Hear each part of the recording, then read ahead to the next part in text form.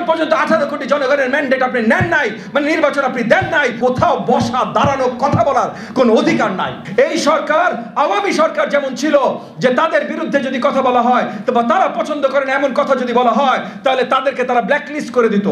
আপনাদের ঘরে ঘরে বিদ্যুৎ পৌঁছাই দিব এটা আগে, না আপনাদের ঘরে ঘরে গ্যাস পৌঁছাই দিব এটা আগে? ভাই গত 15 বছর হাসিনা আমাদের উপরে একটার পর একটা মামলা দিয়েছে, আমরা উকিল না হলেও শিখে যেতে বাধ্য হয়েছি বিচার ব্যবস্থা কিভাবে কাজ করে। বাংলাদেশের রাজনৈতিক শক্তি কতগুলো আছে, কারা আছে, এটা সম্বন্ধে পরিচিতি থাকা বোধহয় আমরাও আশা করতে পারি।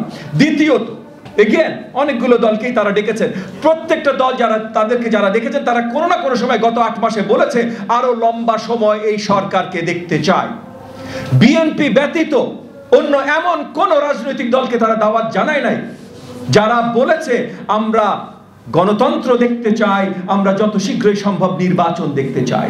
আপনারা যদি একবার একটু পরিষ্কার করে তাকান, আমি অন্য কোন রাজনৈতিক দলকে ছোট বা বড় করছি না, কিন্তু পরিষ্কার দাওয়াত যাদেরকে দিয়েছে তারা পরিষ্কারভাবে গত 9 মাসে একবার দুইবার অনেকে বারবার বলেছে এবং বলে আসছে যে এই সরকারকে আরো বেশি লম্বা সময় থাকতে হবে। তার মানে কি একটা পক্ষপাতিত্ব হচ্ছে? এই সরকার আওয়ামী সরকার যেমন ছিল যে তাদের বিরুদ্ধে যদি কথা বলা হয় বা তারা পছন্দ করেন এমন কথা যদি বলা হয় তাহলে তাদেরকে তারা ব্ল্যাকলিস্ট করে দিত। এই সরকার যদি দাওয়াত জানানোর সময় শুধু লম্বা সময় যারা চাচ্ছে তাদেরকেই দাওয়াত জানায়, তাহলে এই সরকারও তো একই রাস্তায় হাঁটা শুরু করছে বলে আমরা মনে করি। আমরা দেখতে চাই যত শীঘ্র নির্বাচন দেয়া সম্ভব নির্বাচন দেয়া হোক এবং নির্বাচনের পরিষ্কার একটি রোড ম্যাপ ইমিডিয়েটলি জনগণের সম্মুখে নিয়ে আসা হোক। তো তারা যদি অন্তর্বর্তীকালীন সরকার যদি আগামী সপ্তাহে একটা রোড ম্যাপ দিতে পারে, ওই রোড ম্যাপে যদি তারা আমাদেরকে পরিষ্কার দেখায় যে ডিসেম্বরে তারা নির্বাচন দিতে পারবে সুন্দরভাবে, তার আগে পারবে না, আমরা ডিসেম্বরে মেনে নেব। যদি তারা দেখায় আরেকটু পরে তারা দিতে পারবে, তার আগে পারবে না, হয়তো তখন আমরা মেনে নেব, কিন্তু রোড ম্যাপটা তো আগে দিতে হবে ভাই। 9 মাস ধরে আপনি কথা বলে যাচ্ছেন, আপনি বলছেন না আপনি ভাষার ভেতরে মানুষকে রাখছেন অল্প সংস্কার হলে ডিসেম্বর, বেশি সংস্কার হলে জুন। বেশি সংস্কার মানে কি, অল্প সংস্কার মানে কি, কে আপনাকে সেটার ম্যান্ডেট দিয়েছে, কোনো কিছু আপনারা পরিষ্কার করছেন না। এবং এই সরকারের জন্য যারা কথা বলেন, ওই যে এটা বলছি, যারা কথা বলেন তারা একবারে একই কথা বলেন যে 18 কোটি জনগণের ম্যান্ডেট নিয়ে এই সরকার কাজ করছে, অন্য কারোর কোনো ম্যান্ডেট নাই। এই সরকারকে 18 কোটি ম্যান্ডেট দিলটাকে পরিষ্কার একটু দেখাতে বলেন।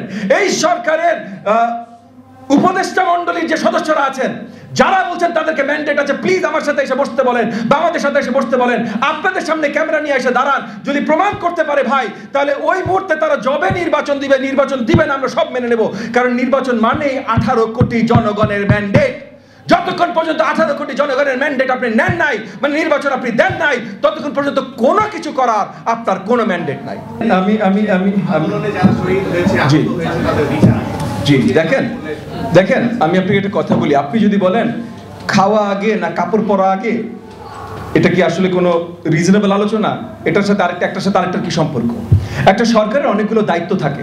আপনি যদি এখন বলেন নির্বাচন আগে না আপনাদের ঘরে ঘরে বিদ্যুৎ পৌঁছাই দিব এটা আগে, আপনাদের ঘরে ঘরে বিদ্যুৎ পৌঁছাই দিব এটা আগে, না আপনাদের ঘরে ঘরে গ্যাস পৌঁছাই দিব এটা আগে, আপনাদের ঘরে ঘরে গ্যাস পৌঁছাই দিব না রাস্তায় ট্রাফিক কন্ট্রোল করবে এটা আগে, রাস্তায় ট্রাফিক কন্ট্রোল করব না আপনাদেরকে পুলিশ প্রশাসন সুন্দর করে দেবো যেন আপনারা আইন শৃঙ্খলা আইনের ব্যবস্থা পান এটা আগে? এই ধরনের প্রশ্ন করলে আপনি সরকারের কথা শুনতেন?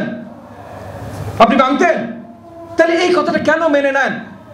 কিছু তরুণ এসে যারা জুনিয়র দেখে নাই, যারা জীবনে কোনো চাকরি করে নাই, ব্যবসা করে নাই, রাজনীতি করে নাই, কিচ্ছু করে নাই, আজকে একটা চাকরি চালাতে দিলে পারবে কিনা আপনি জানেন না, হয়তো পারবে কিন্তু আপনি জানেন না। তারা এসে না বুঝে একটা কথা বলছে, এইটা আগে না ওইটা আগে, ওইটা আগে না। বিচার ব্যবস্থা কেমনে হয় তারা জানে? ভাই গত 15 বছর হাসিনা আমাদের উপরে একটার পর একটা মামলা দিয়েছে, আমরা উকিল না হলেও শিখে যেতে বাধ্য হয়েছি বিচার ব্যবস্থা কিভাবে কাজ করে। কারো বিচার করতে চান, সঠিকভাবে বিচার করতে চান, বছরের পর বছর চলে যাবে। আর আপনি বলছেন যে নির্বাচিত সরকার আসলে বিচার করবে না, মানে নির্বাচিত সরকারের উপর আপনার কোনো আস্থা নাই। আর যেই মুহূর্তে আপনি বলবেন নির্বাচিত সরকারের উপর কোনো আস্থা নাই, সেই মুহূর্তে আপনি বলছেন যে বাংলাদেশে 18 কোটি জনগণ কাকে ভোট দিবে, তারা কি চায়, এইটার উপর আপনার কোনো আস্থা নাই। আর যেই মুহূর্তে আপনি বলবেন বাংলাদেশে 18 কোটি জনগণের উপর আস্থা নাই, সেই মুহূর্তে আপনার কোথাও বসা দাঁড়ানো কথা বলার কোনো অধিকার নাই। এইভাবে যারা কথা বলছে আমি পরিষ্কার তাদের বলে দিতে চাই যে বাংলাদেশের জনগণের হয়ে অ্যাটলিস্ট কথা বলার অধিকার তাদের নাই। এই অধিকার যদি অর্জন করতে চান ভোট দেন, ভোট নিয়ে আসেন, তখন আপনি বলবেন আমরা চুপ করে শুনবো। আসলে সঠিক সময় যদি নির্বাচন এই সরকার দেয়, যেটা তাদের দায়িত্ব, তাহলে এই বাজেটের পুরো মেয়াদকালীন আসলে তারা সরকার পরিচালনায় থাকবেন না। একটা নির্বাচিত সরকারের দায়িত্বে আসবে অংশটা পুরো সময়টা কার্যকরী করা। তো নির্বাচিত সরকারের দায়িত্বে যদি আসে, তাহলে নির্বাচিত সরকারে যারাই থাকার একটা সম্ভাবনা আছে, যেটা রাজনৈতিক দল যারা নির্বাচনে যাবেন, তাদের সবার সাথে একটা আলোচনা করাটা অত্যন্ত গুরুত্বপূর্ণ বলে আমরা মনে করি, এবং এটা বড় দাগে আমরা আমাদের বাজেট বিশ্লেষণে এটা তুলে ধরেছি।